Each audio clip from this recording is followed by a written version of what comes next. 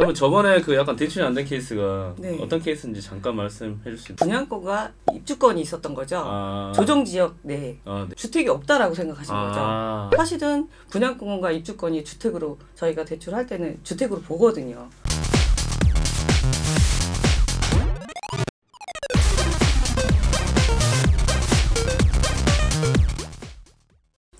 안녕하세요. 부자이커스쿨 부자이커입니다. 오늘은 저번에 모셨던 대출 고모님 있잖아요. 대출 고모님을 모시고 또 대출 관련된 이야기를 할 건데요. 저번에 너무나 많은 분들이 좋아해 주시고 그리고 대출에 대해서 또 궁금하다고 하셔가지고요. 오늘 또 이렇게 모셨습니다. 자, 오늘 우리 부자이커스쿨 대출 고모님이신 홍연수 고모님이십니다. 안녕하세요. 네, 안녕하세요. 홍연수 팀장입니다. 반갑습니다. 네. 고모님이 지금 이제 많은 스케줄이 엄청 바쁘시죠? 네. 특히 네. 그 브롱스 대출 문의를 하루에 한 4, 50건, 평균 한 4, 50건 정도 이제 네. 입찰전 물건과 뭐 이런 것들을 의뢰를 받는데요. 네네네. 제가 20년 넘도록 대출하면서 주말에 잃어보기는 처음입니다. 주말에도 우리를 위해서 열심히 해주시는 대출 고모님이십니다. 얼마 전에 이제 제가 일이 밀리다 보니까 이제 빨리 답변을 못 드려서 입찰을 하신 분인데 대출이 안 되는 분이셨어요. 그분이 이제 저하고 상담을 안 하고 대출을 이제 입찰을 하셔서 낙찰이 되셨는데 나중에 보니까 대출이 안 되시는 분인 거예요. 그래서 지금은 이제 한 30% 정도는 낙찰되셨다고 연락 오신 분이고 나머지 70%는 입찰 전 물건이신데 지금 낙찰되신 분은 뭐 그냥 제껴놓고 입찰 전에 혹시 그런 분이 또 생길까봐 제가 입찰 전에 상담을 더 열심히 하려고 하고 있거든요. 그래요? 그러니까 연락이 안 되거나 카톡을 안 보거나 그런 게 안 보는 게 아니라 모아뒀다가 메모해서 한꺼번에 전화를 이렇게 드리니까 좀 여유 좀 있게 이렇게 의뢰를 해주시면 그런 불상사가 없을 거라고 생각합니다. 맞아요. 이게 이제 어떻게 보면 한 분은 한 분한테 이렇게 여쭤본 것 같아도 질문을 받는 분 그리고 시간을 내시는 분들은 한 분이 아니고 뭐 40분, 50명 이렇게 인원이 너무 많아지니까 우리 대출 고모님 입장도 조금만 이해해 주시면 좋을 것 같습니다. 그래도 지금 정말 최선을 다해서 답변을 해주고 계시죠. 그럼요. 이게 건 바이 건으로 뭐 물건이 뭐냐, 그 사람이 소득이 얼마냐 이런 거에 따라서 다 다르기 때문에 그냥 문자만 주시면 문자로 답할 수 있는 게 한계가 있어요. 그렇죠. 그리고 또 잘못 말씀드리면 또 큰일 나기 때문에 저는 일일이 다 웬만하면 통화를 해서 정확하게 알려드리려고 노력을 하고 있습니다. 그러면 저번에 그 약간 대출이 안 된 케이스가 어떤 케이스인지 잠깐 말씀해 줄 수 있나요? 네, 그 본인은 주택을 소유하고 있지 않아요. 본인은 소유하고 있는데 분양권과 입주권이 있었던 거죠. 조정지역 내에. 근데 그 본인이 생각할 때는 주택이 없다라고 생각하신 거죠. 사실은 분양권과 입주권이 주택으로 저희가 대출할 때는 주택으로 보거든요. 지금 그게 바뀐 지 얼마 안 됐죠. 그러니까 모르시고 본인은 무주택이다 생각하고 조정지역 내에 낙찰을 받으신 거죠. 대출이 안 돼요. 잘 들으셨죠? 그러니까 여러 가지 상황에 변수가 있고 최근에 대출 그리고 여러 가지 법이 많이 바뀌었단 말이에요. 그렇기 때문에 입찰 전에 좀 꼼꼼하게 대출 관련된 부분은 꼭 체크하시는 게 좋을 것 같습니다. 자, 이제 본론으로 넘어가서요. 대출 고모님을 또 모셨잖아요. 그래서 우리 부자이커스쿨 1학년 1반, 2반, 그리고 2학년 1반, 2반에서 많은 질문을 또 뽑아왔는데요. 그럼 먼저 첫 번째 질문을 좀 할게요. 그 전세 대출로 집을 하는데 아파트 청약을 하려고 한대요.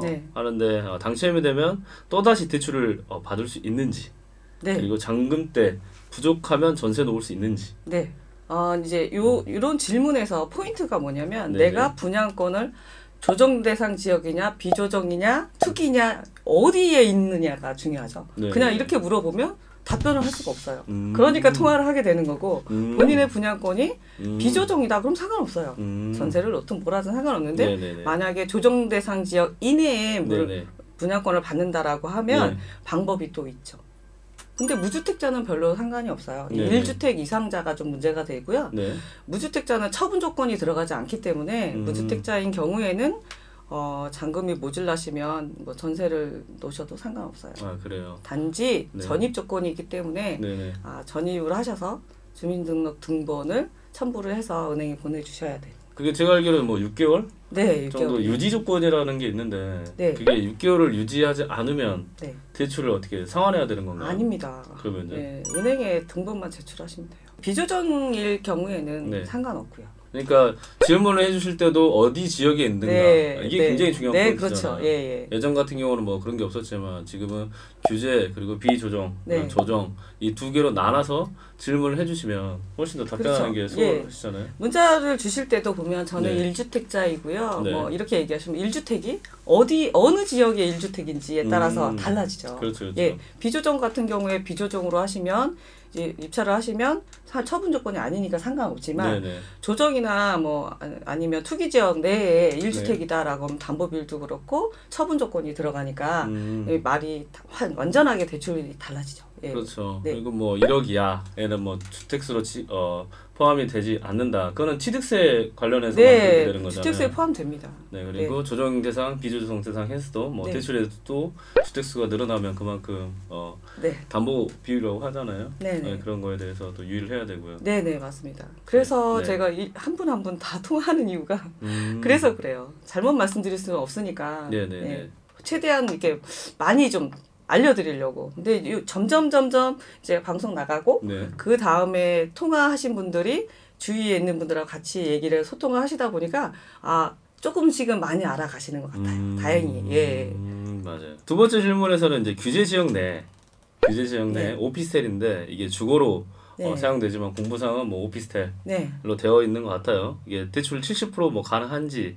네, 가능합니다. 네. 투기 지역, 투기 과열 지역 내 조정 대상 지역 내에 건축물 대장상에 업무용으로 오피스텔은 거의 다 업무용으로 되어 그렇죠. 있거든요. 그러니까 네네. 업무용은 업무용으로 해서 저희가 대출을 하고 있어요. 그 대신 실거주를 세입자가 네. 주거용으로 쓰고 있다라고 하면 네. 70%에서 상가 임대차를 빼는 게 아니라 실제로 거주하고 있기 때문에 주택 임대차에 맞는 최우선 변제금을 차감을 하죠. 그러니까 정확히 말씀드리면 업무용이라고 하면 네. 대출은 70%까지 네. 되지만 거기에 소액 임차에 네. 관련된 최우선 변제금을 빼고 네, 대출인데 그 말씀이신 거죠? 네네. 이 시중은행과 이금융권의 약간의 차이는 있는데요. 네. 시중은행에서는 MCG라는 보증서를 쓰기도 하고요. 네네. 담보 비율이 80%, 그러니까 낙찰률이 높은 서울 지역 같은 경우에는 최고 80%까지도 가능합니다. 아 그래요? 네네, 감정가에. 네. 그러면 이런 거는 이제 공부상 네. 오피스텔이고 네. 업무용 네. 라고 되어 있다면 대출할 때는 그래도 뭐 70%까지 네, 가능하기 70, 80% 때문에 가능해요. 네. 그럼 그게 담보 비율 80%인 네, 거죠? 네, 네, 그럼 가능해요. 낙찰 받으면 또 낙찰 금액이 또 몇 프로? 항상 경매나 나올 수 있잖아요. 공매는 네. 감정가와 네. 낙찰가 중에 작은 금액으로 하거든요. 네네. 예, 아까 질문도 잠깐 그런 게 있었는데 감정가에서 뭐 70% 해서 낙찰가에 100%를 넘길 수는 없어요. 그렇죠. 예, 감정가와 낙찰가의 둘 중에 작은 금액 그 비율로 계산을 하시면 됩니다. 그리고 이 신탁 공매에 대해서 잠깐 이제 물어보시는데요. 그러니까 경락이 아닌 신탁 공매로 낙찰 받았을 때도 주거용 그러니까 오피스 했을 때 공부상 업무고 이걸 네. 주금을 쓰더라도 70% 네. 대출되는 네, 가능합니다. 여기서 잠깐 경락잔금 대출이 있잖아요. 그리고 신탁공매 같은 경우 일반 매매 형식이기 때문에 경락잔금 대출은 아니잖아요. 네. 근데 많은 분들이 신탁공매라고 했을 때 대출이 경락잔금 대출에 비해서 어느 정도 되는지 많이 궁금해하시더라고요. 지난번에도 말씀을 드리긴 했는데 신탁 공매에서 감정평가서가 있으면 경매와 공매 똑같이 봅니다. 감정평가서가 없으면 오피스텔 예를 들어서 오피스텔이다라면 요즘 오피스텔도 KB 시세가 뜨거든요. 그렇죠, 그렇죠. 예, 만약에 KB 시세가 뜬다라고 하면 경공매로 할 수 있어요. 그리고 담보 비율은 똑같은데 네네네. KB 시세도 뜨지 않고 감정평가서도 없다. 네네네. 그러면 감정을 해서 일반 매매처럼 네네. 적용을 하기 때문에 감정평가서가 있는지 없는지 정확하게 확인하시고 KB 시세도 나오는지 안 나오는지 그중에 감정가가 더 높은지 KB 시세가 더 높은지 알려주시면 최대한 더 많이 나오는 방법으로 은행권을 선택할 수 있다. 네. 네. 저번에도 말씀하셨는데 감정가와 그리고 KBC가 있었을 때 네. 이게 엇박자 날 수 있잖아요. 네네. 감정가는 작은데 KBC가 높다. 네. 했을 때 KBC를 준용해서 대출이 나올 수 있다는 네, 거죠. 할 수 있습니다. 네. 특히나 신탁 공매를 지금 많이 보고 계시는데 가장 중요한 거는 감정평가서가 있냐 없냐. 이거 굉장히 중요하거든요. 네. 이거 절대 잊으시면 안 돼요. 왜?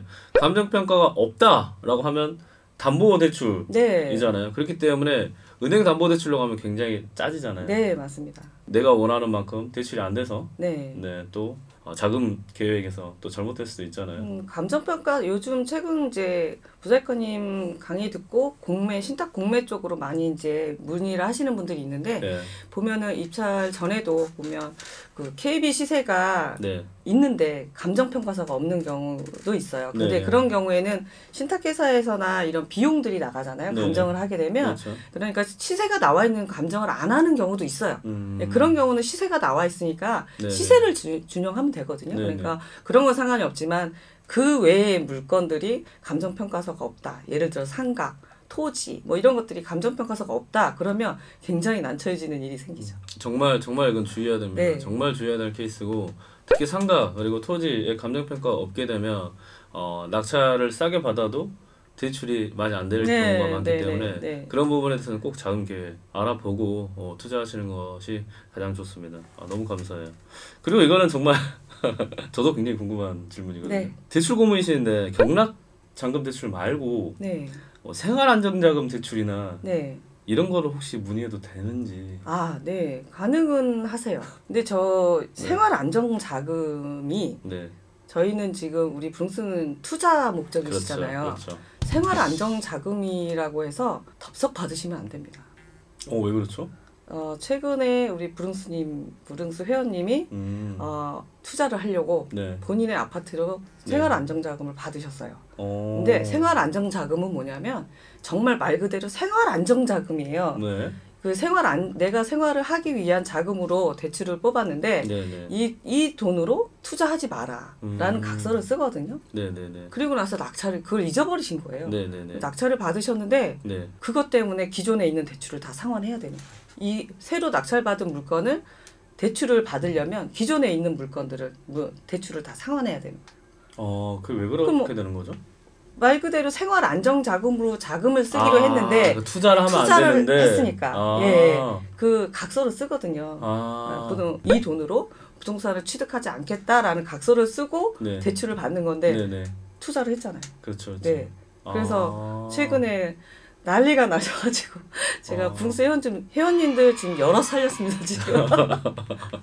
그래서 이제 해결을 해드렸어요. 그러면서 이런 고민들이 있구나라는 걸 알게 되면서 또 거기에 맞는 상품들도 만들었어요. 근데 대박. 방송으로 말씀드릴 수 없어요. 그래요, 뭐 방송으로 말씀하실 수 없으면 저한테 그냥 얘기하시면 돼요. 그 지방에 주택이 있어요. 네. 근데 이분이 규제 지역에 있는 아파트를 경매로 낙찰받고 싶어 하더라고요. 네. 이럴 경우에도 대출이 되는지. 대출은 되죠. 대출은 돼요. 근데 저한테 이제 여쭤보실 때 무주택자이신 분이 어디부터 해야 될까요? 얘기를 하시는 분이 있어요. 네네네. 저는 개인적 대출로 생각하는 제 생각은 그렇습니다. 네. 만약에 무주택자라고 하면 조정 대상 지역이나 투기 지역 안에 있는 물건을 먼저 하셔야 돼요. 아하. 무주택자여서 비조정 것만 찾지 마시고 그러네요.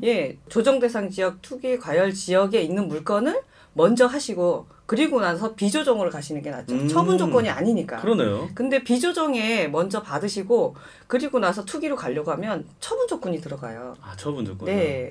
그러니까 이분 같은 경우 지방에 1주택이다 그러면 비조정이잖아요. 네네. 대출은 가능해요. 네네. 네. 그 대신 담보 비율이 조정 지역이다 그러면 50% 가능하니까 네네. 40% 가능하신 거고 뭐 투기 과열이다 그러면 40% 되는 게 30% 되는 거죠. 그렇죠. 예. 좀 전에 처분 조건이라고 했는데 처분 조건에 대해서 잠깐 자세하게 설명해 줄 수 있나요? 6개월 이내에 처분하시고 6개월 이내에 낙찰을 받으신 거나 매입하신 그 물건에 전입을 하셔야 돼요. 그러니까 기존에 비조정이든 조정이든 주택이 하나 있다고 하면 조정 대상에 대출을 받으려고 하면 기존에 있는 거 6개월 안에 처분하고 그쪽으로 이제 집을 옮겨야 대출이 된다 그 말씀이시죠? 예, 맞습니다. 대출을 받고 6개월 안에 처분을 해야 되는 거죠. 그럼 어떻게 되는 거죠? 처분을 못 하게 되면? 그러게요. 그러게요. 규정상은 그렇게 돼 있어서 6개월 이내에 처분하셔야 되는데 처분이 안 됐을 때는 어떻게 되나요? 그러니까 일부러 처분을 안 한 것과 못 한 것의 차이가 있겠는데 저희 뭐 규정은 그렇습니다. 6개월 이내에 처분하셔야 되고 6개월 이내에 매입하신 그 경공매 받으신 주소를 옮기셔야 되고. 아 그래요. 네. 잘 들으셨죠? 투자에 대해서도 대출을 어떻게 방향 그러니까 네. 좀 전에 말씀하신 것 같이 무주택이시다 하면 규제 지역 안에 있는 거 네. 하나 낙찰 받으시고 그 이후에 비조정으로 비조정 지역으로 가시게 되면 대출에 대해서 굉장히 이제 유리한 부분이 있으니까 이런 부분도 좀 참고하셔가지고 투자에 이용하시면 얼마나 좋을까요? 특히 규제 지역에 있는 다가구를 낙찰 받으시고 그 이후에 비조정 대상 지역에 있는 다가구를 하시면 여러분들께 참 좋은 건가요? 예, 그럴 것 같아요. 혹시 어차피 내가 현금으로 다 납부를 할 게 아니라면 순서를 무조건 비조정으로 가지 마시고 조정 지역 안에 물론 자금이 많이 들어가는 것도 있죠. 근데 그거는 방법을 찾으면 충분히 가능하니까 이왕이면 너무 겁먹지 마시고 조정 지역 안에 있는 무주택자라면 먼저 보시고 그 다음에 비조정으로 가시길 추천합니다. 내용 너무 좋죠. 전 대출 고모님 대출 고모님 팬이에요. 제가 평생 따라다녀야지. 질문이 있는데 일반 매매 그러니까 아파트든 뭐 주거용이든 부동산이죠. 부동산 일반 매매도 대출이 되는지 그리고 규제와 비규제 즉 차이가 있는지 그리고 가능하면 몇 프로까지 대출이 되는지 궁금해하세요. 네네. 일반 매매도 부동산이기 때문에 대출은 충분히 가능하시고요. 그 경공매에서 우리가 경공매나 신탁 공매를 하는 이유는 일반 매매보다 싸기 때문에 수익을 많이 남길 수 있기 때문에 하는 거잖아요.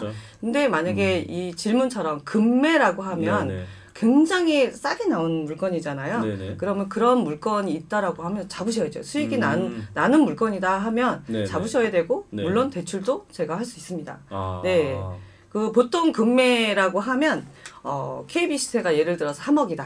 근데 내가 2억 1천에 샀다. 그런 경우. 완전 금매. 완전 그런 경우. 아니면 그냥 KB 시세나 실제로 KB 시세가 진짜 매매가에 따라가지 못하는 경우도 있어요. 그렇지만 보통 평균치이기 때문에 KB 시세가 3억인데 뭐 2억 8천에 샀다든지 2억 1천에 그거보다 훨씬 싸게 샀다. 그러면 저희는 KB 시세, 그러니까 원래는 매매가를 준용해서 하는데요. 저희는 KB 시세를 준용해서 KB 시세에 그 LTV 적용합니다. 그 전에 무피 엄청 많으셨어요.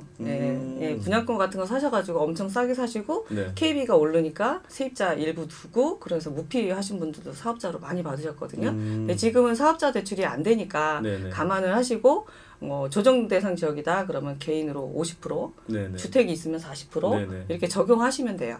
대신에 금매 그러면 KB 시세보다 낮다라고 생각하시면 그 매입가보다는 KB가 더 높으면 KB로 해드릴 수 있다는 거. 그럼 여기서 지금 이제 대출 고모님께서 팁을 주셨네요. 금매를 판단하는 기준을 KB 시세를 고려해도 나쁘지 않겠다. 네, 그럼요. 왜냐하면 대출에서 이제 KB 시세가 또 조정이 되기 때문에. 근데 이제 다 금매라고 해서 이게 우리도 경공매 대출할 때 보면 KB 시세에 얼마나 몇 프로나 낙찰가의 80, 90% 중에 작은 금액을 하잖아요. 근데 만약에 KB 시세가 10억인데 뭐 50% 적용하니까 5억이에요. 근데 5억에 샀어. 그럼 5억을 다 해주세요. 그렇게 되나요? 라고 얘기를 하시는데 경공매도 본인의 투자금이 있어야 되잖아요. 10% 정도는 본인이 투자해야 된다라고 생각하는 것처럼 매매도 역시 마찬가지예요. 물론 KB 시세로 다 적용을 해줄 수는 있지만 그래도 본인이 어느 정도의 투자 금액은 있어야 되니까 최소한 10% 정도는 빼고 대출을 해드리니까 10%를 보증금 임차인은 나서 보증금으로 채우시면 무피가 될 수도 있죠. 그래요. 자, 지금 1부에서는요 대출 관련돼서 이 여러 가지 질문을 받았는데요. 자, 2부에서는 좀 더 많은 질문을 가지고 대화를 나눌 수 있도록 하겠습니다. 자, 지금까지 1부 시청해 주셔서 너무 감사합니다. 감사합니다. 감사합니다. 참 이 질문이 가장 많을 것 같아요.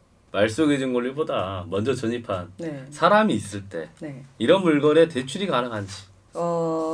선순위자가 있는 거를 조사를 하셔서 그냥 추측으로 하시는 게 제일 안 좋아요.